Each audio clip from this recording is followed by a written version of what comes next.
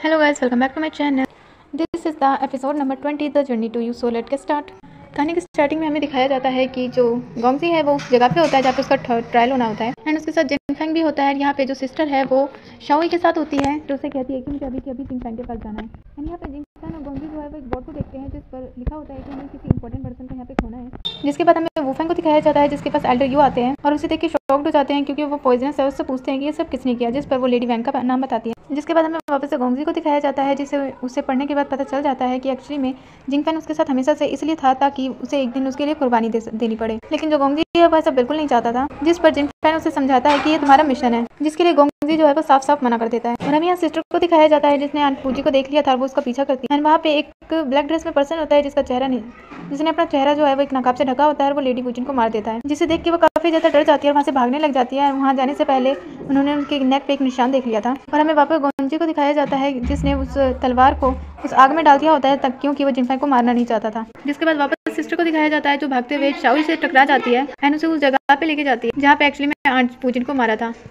And aunt पूजन जो है वो पूरी तरह पॉइजनस होती है जिसे देखकर जो सिस्टर है वो काफ़ी ज़्यादा रोती है। एंड कुछ सैनिक वगैरह जो है वो उस घर के अंदर जाते हैं जहाँ पे एक पर्सन होता है जिसे वो यंग लॉर्ड कहते हैं एंड ये कोई और नहीं बल्कि आई थिंक गोंगजी का बड़ा भाई है। एंड यहाँ पे गोंगजी को दिखाया जाता है जो उस तलवार के साथ कुछ कर रहा होता है। जिसके बाद महल का सीन दिखाया जाता है जहाँ पर गोंगजी के बड़े भाई को एल्डर यू जो है वो ठीक कर रहे होते हैं। एंड साथ में आंट को दिखाया जाता है जिनकी आइज पूरी तरह ब्लैक हो चुकी होती है। और हमें गोंगजी को दिखाया जाता है जिसने एक नई स्कॉट बनाई होती है और उस कोट को लेके वह शाओई के पास आता है उसे दिखाने के लिए। एंड जो शाओई है वो उसे बताता है कि एक्चुअली में क्या हुआ है। एंड ये सुनने के बाद जो जिनफेंग है वो सीधा उनसे मिलने के लिए आता है जिसे गार्ड जाने नहीं दे रहे होते, लेकिन फिर भी वो गार्ड को किसी तरह बोल के अंदर आ जाता है और देखता है कि वहाँ पे उसका भाई है,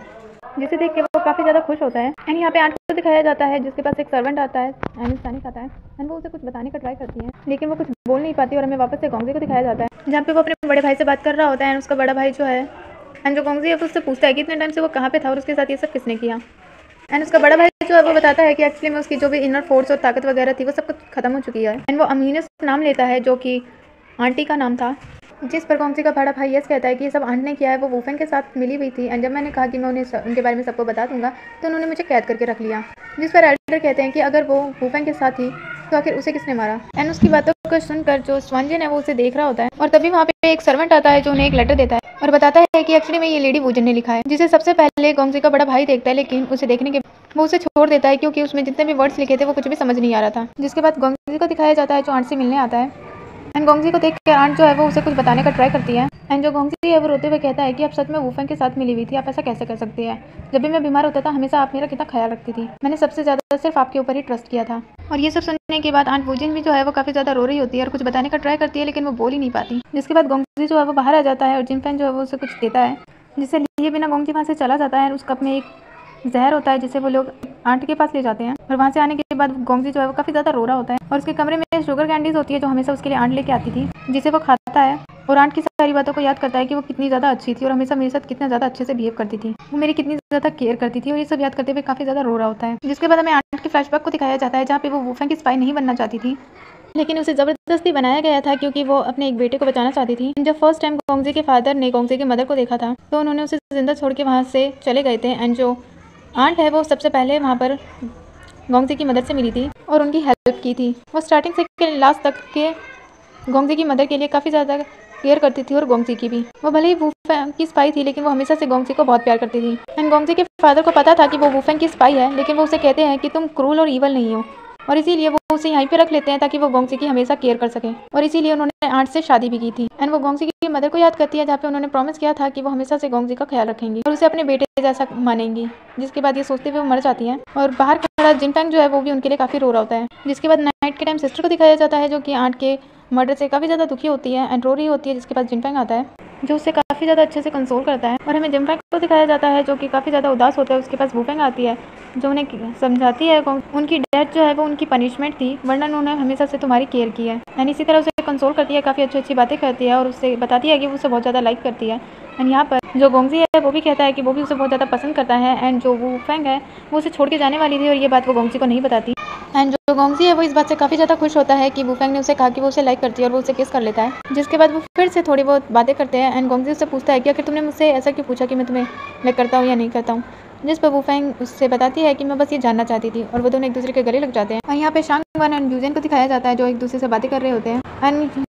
यूजन जो है उसके हाथ में एक बॉक्स होता है जिसमें वो हर्ब लेके जा रहा होता है, जिससे सबकी इंटरनल स्किल्स जो है वो काफ़ी ज़्यादा बढ़ जाती है। एंड वो बताता है कि मैं अपने ब्रदर के लिए लेके जा रहा हूँ, जिस पे शांगवान कहती है कि क्या ये मेरे लिए नहीं है, जिस पे यूजन उसे मना कर देता है कि ये तुम्हारे लिए कौन लेके आएगा, और उसे वो थोड़ा बहुत बोलने के बाद वहाँ से चला जाता है। जिसके बाद नेक्स्ट दिखाया जाता है कि शांगवान जो है वो वूफेंग से मिलने आई होती है और बताती है कि जो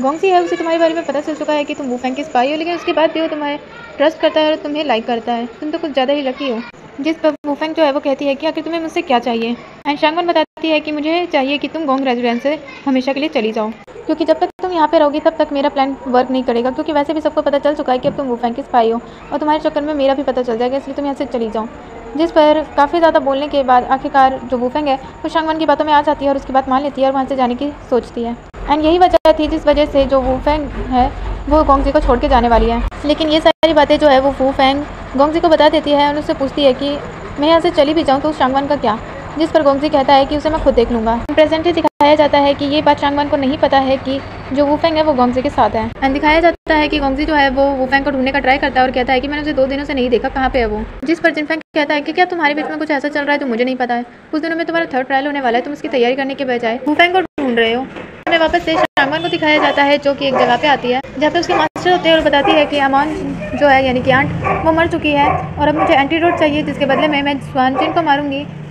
क्योंकि वो 4 डेज़ जो है वो काफ़ी ज़्यादा वीक रहता है और ये टाइम परफेक्ट है तुम्हें उसे मारने का, तो तुम जब चाहे उसे जाके मार सकते हो। और अगर तुमने जल्दी नहीं दी तो यूजेंग जो है वो उसे वो हर्ब खिला देगा, जिससे उसकी इंटरनल स्किल्स जो है वो वापस आ सकती हैं। जिसके बाद हमें वापस से गोंगजी को उसके बड़े भाई के पास दिखाया जाता है, जहाँ पे गोंगजी जो है वो अपने भाई की बड़ी केयर कर रहा होता है, लेकिन उसके बड़े जो भाई है वो बहुत ज़्यादा केयर और रिस्पॉन्सिबल है, लेकिन अब वो एक किंग है। और ये सुनने के बाद गोंगजी उसे कहता है कि मैं आपकी सारी पावर्स आपको वापस कराने में हेल्प करूँगा। इसके बाद दिखाया जाता है कि गोंगजी जो है वो अपने भाई की सारी चोटों पे मेडिसिन लगा रहा होता है और तभी वहाँ पर सिस्टर आती है जो उसके नेक पे वो निशान देख लेती है जिसे आंट ने मारा था, एंड उसे देख के वो काफ़ी शॉक्ड हो जाती है और डरते हुए वहाँ से भाग जाती है और याद करती है कि जब आंट को उसने मारा था तो उसके नेक पे सेम यही निशान था। जिसके बाद शांगवान को दिखाया जाता है जो कि